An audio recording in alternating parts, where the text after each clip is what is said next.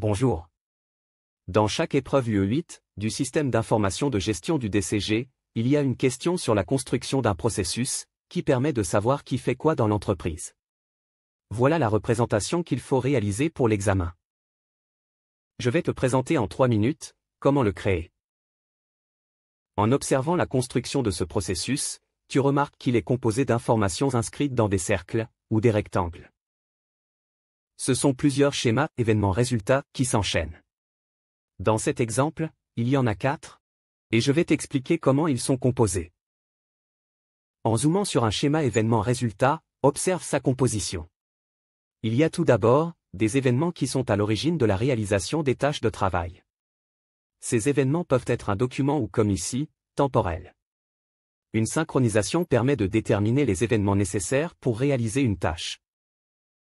L'opération, qui retrace les activités ou les tâches que tu peux réaliser, comporte 3 parties. Un titre, une liste d'activités ininterrompues, et enfin une, ou des règles d'émission. Enfin, un ou plusieurs résultats découlant des activités réalisées dans l'opération. Par exemple la mise à jour d'une base de données, et l'édition d'une facture. Ce schéma doit toujours déboucher sur un résultat. Maintenant que tu as compris les 3 principaux éléments d'un schéma événement-résultat, tu remarques qu'un processus est un enchaînement de plusieurs schémas. Ils peuvent progresser, car le résultat du précédent peut devenir un événement du schéma suivant.